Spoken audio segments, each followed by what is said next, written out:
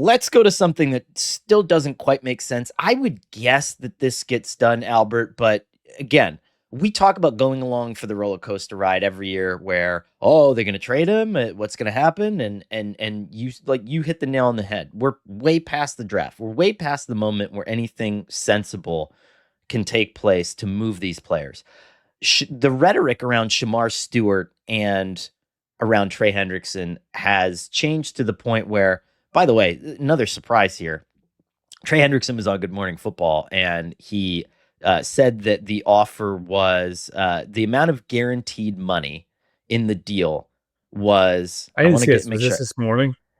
Yeah, but the other surprising thing is who he did the interview with, who's hosting Good Morning Football now, which I had no idea about. But so he said that the contract, the amount of guaranteed money in the contract is, quote, atrociously low.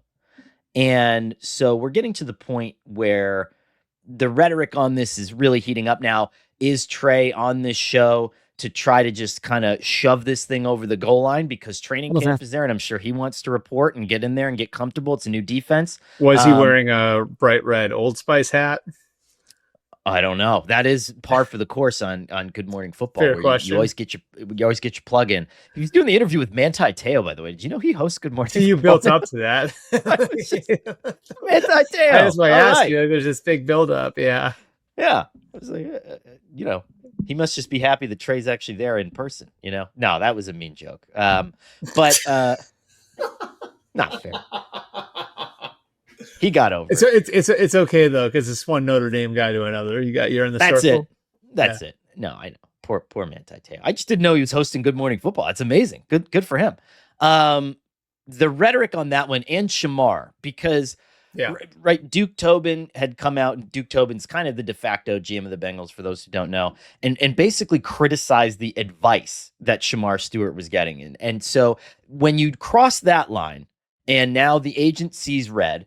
And when you have your other pass rusher saying that their return on this is atrociously low, we are at the point where live bullets are flying and Zach Taylor's trying to coach a team.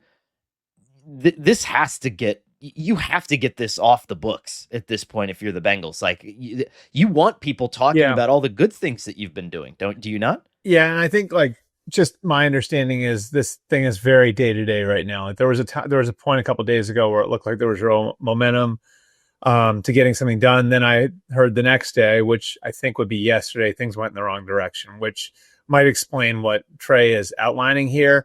And maybe this is just me kind of reading tea leaves. I think it's possible that maybe now the money is where it needs to be, but the guarantees aren't. So I think it's one of those where it's like progress, stop, progress, stop, progress, stop. And I think one of the things that you really need to look at, and I think this is a really important piece of it, is there are certain rules the Bengals had always adhered to as far as how they structure contracts. They broke those rules to sign Joe Burrow 2 years ago. Then this offseason, they had T. Higgins and Jamar Chase do those big long-term deals. And to a lot of people, those deals looked like they were, Jamar got more money, but it looked like those deals looked relatively similar, and they weren't. And the reality when you dig into those two deals is Chase's deal was closer to breaking rules the way that Burrow's deal did, where Higgins' deal looked a lot more like a traditional Bengals deal. Right. So I think that's another thing that complicates all of this is, like, what bucket are you putting Trey Hendrickson in, and how willing is he to go into that bucket, based on the fact that he's been fighting now for 3 off seasons to have a market correction to his contract. So, like, I think that's really what's at work here. And then the Shemar Stewart thing, again, like, this is over default language, and that tied a guy's get guarantees. And, I would just say this, it's tough to be taking a player and trying to change a rule on him while this is going on with another guy at the same position he plays, when you have the reputation the Bengals do. None of this stuff happens in a vacuum. And these things happen sometimes where teams try to change some rules in their contract or want to correct something and have to do it with a certain player. You got to start somewhere. But based on the circumstances, like, it's very easy for all of us now to take the Bengals are cheap narrative and then tie Hendrickson and Stewart together, which puts the Bengals in a spot where it's like, okay, well, if we don't get either of them done, then we sort of are where we are. And I mean, they've been stubborn in the past. We'll see what happens over the next couple of days. But I think the Hendrickson one, at least, is sort of day to day right now, where I wouldn't guarantee a deal gets done in the next week.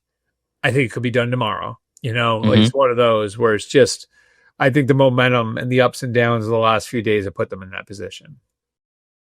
Fantasy football is back. Fire up the group chat, get those draft boards ready, and buckle up for a season filled with breakouts, busts, overreactions, and more. It's all happening with Yahoo Fantasy this year. The MMQB and myself are playing on Yahoo Fantasy, and you should too.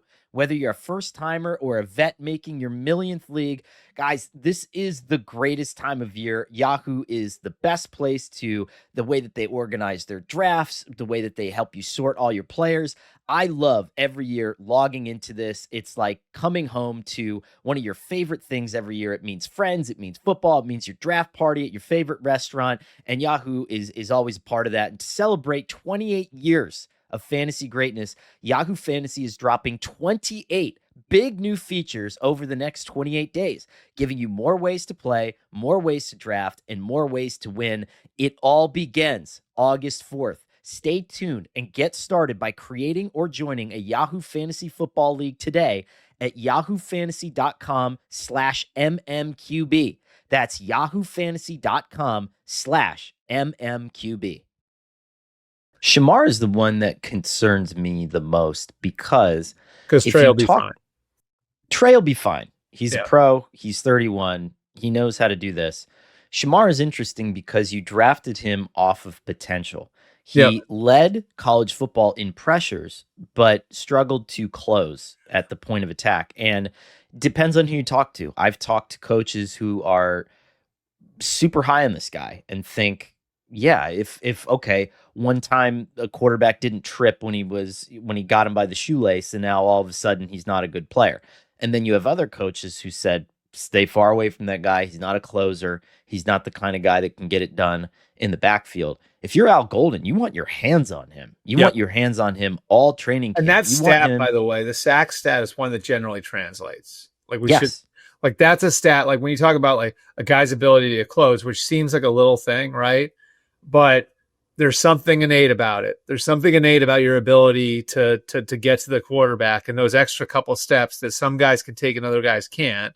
So yeah, there's definitely like that leads to the projection. It's can he learn to do that? Because I think for a lot of teams look at that as like an innate ability, which is why generally sack statistics, like Terrell Suggs is probably the greatest example of it ever, right? Like where he ran like a 4.8 40 or something like that, and like didn't like look great from a body comp perspective, but he broke the NCAA sack record at Arizona State, and lo and behold, like he becomes one of the greatest pass rushers of the last 30 years, you know? So I think the question is going to be like whether or not that trend, that thing that some teams ascribe to, Stewart can reverse it.